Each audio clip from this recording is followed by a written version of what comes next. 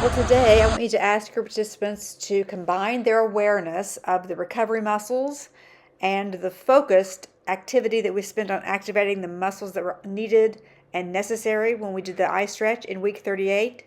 And we'll combine that awareness in the most effective way to stand and sit. Please remember to like, subscribe, and share this channel. It takes just a second, and it makes all the difference.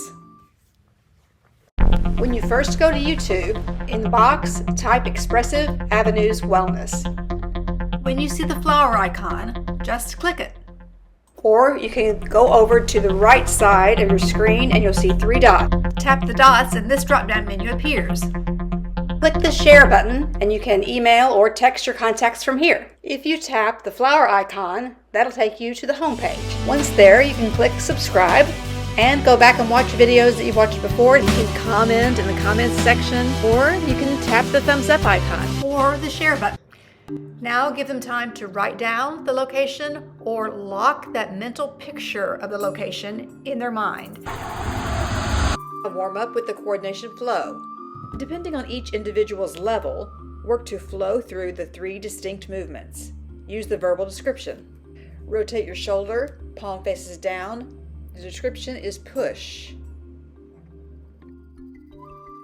Count 2, the word is sweep.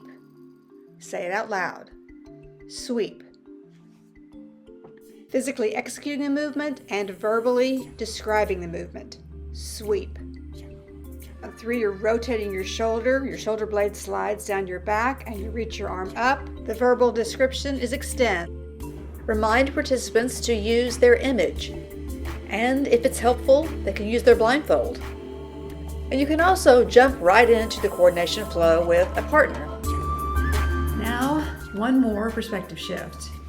Go from both facing the same direction to facing each other again. And this time determine which one of you is going to be the reflection and which one of you is going to be, say, the lead.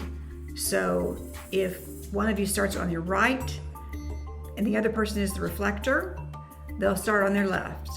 So it's going to be a unison movement, a reflective movement of the coordination flow.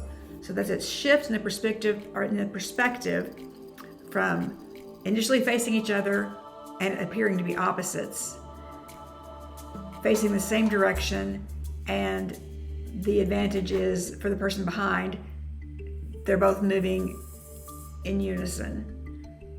To the third shift is back to facing each other and determining which one of you will be the reflector and which one will be the leader.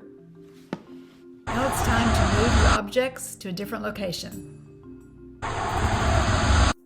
Now first of all, you're going to notice my shoulders went up and my chin lifted up as I slumped back into the seat. Now, that's the way most of us sit down, and this is the way most of us get up.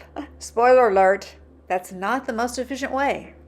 So, what is? Something like this, and I'll break it down into parts, and participants can practice on their own as well as in class. In addition to the recovery muscles, remind participants not to use any muscles except what is necessary. So you might remind them to do things like relax their toes, relax the tongue from the roof of their mouth. These are areas that most people are surprised to find, oh yes, I'm tense there. I'm already tensing that area and I don't need to. So they are only to use what is absolutely necessary, not more, not less, obviously. Another area that you need to bring to their attention is the hip joint. It's going to function kind of like a hinge. As they tilt their upper body forward, they shift their weight forward onto the balls of their feet, and they sit back then on their tailbone. As they hinge forward, their weight shifts forward, long spine, lengthening, relaxing the shoulders. Their arms are going to swing freely, and they stand up effortlessly. Now, encourage participants to practice this in several different postures. Now, obviously, we aren't always sitting around with our weight perfectly balanced and our feet flat on the floor, but they can always adjust themselves back to a neutral position before they begin to tip, and shifting their weight, work their feet into the floor, relaxing their shoulders, and they'll continue to focus on those intercostal muscles and then they will stand. And as they practice that and incorporate that into several different ways of sitting, they'll find it gets easier and they get stronger and stronger.